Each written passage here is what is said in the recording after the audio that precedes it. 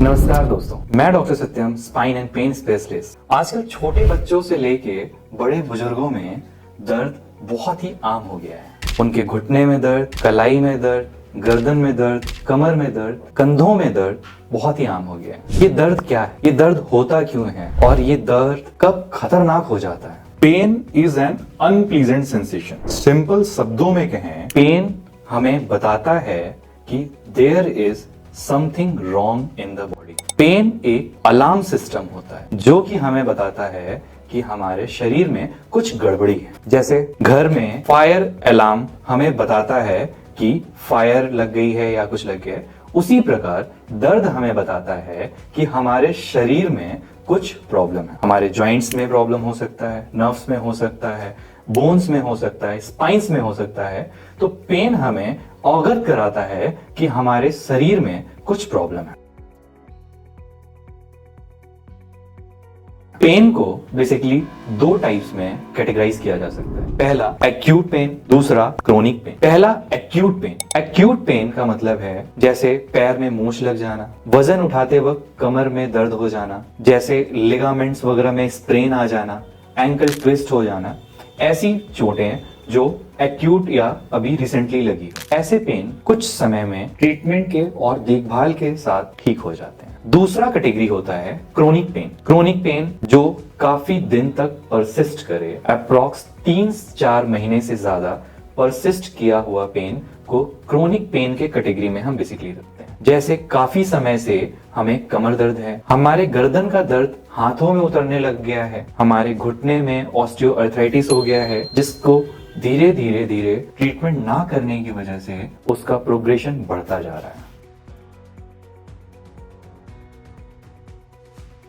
Pen का reason अक्सर as नहीं होता है। बेसिकली मैं अपने ओपीडी में देखता हूं कि 15 से 25 साल के युवा भी अब दर्द से पीड़ित हैं। स्क्रीन टाइम ज्यादा होने की वजह से गर्दन का दर्द, कीबोर्ड का ज्यादा यूज करने से रिपीटेटिव स्ट्रेन इंजरी हो जाती है हमारे रिस्ट। पेन का एज से कोई रिलेशन नहीं। पेन गलत पोस्चर में बैठे रहने की वजह से, मसल्स के ओवर यूज होने की वजह से, वेट लिफ्टिंग गलत तरीके से करने की वजह से, घंटों स्क्रीन के सामने बने रहने की वजह से, ज्यादा देर तक पानी ना पीना, बॉडी के डिहाइड्रेट होने की वजह से, गलत तरीके से सोने की वजह से, गलत पिलो लगाने की वजह से, स्लीपिंग हैबिट प्रॉपर ना होने की वजह से पेन हो सकता है। पेन के रियल कॉज को और रूट कॉज को ठीक करना है। सिर्फ मेडिसिन लेने से पेन को दबाया जाता है। प्रॉपर तरीके से ठीक करने के लिए उसके रूट कॉज पे वर्क करना बेहद जरूरी है।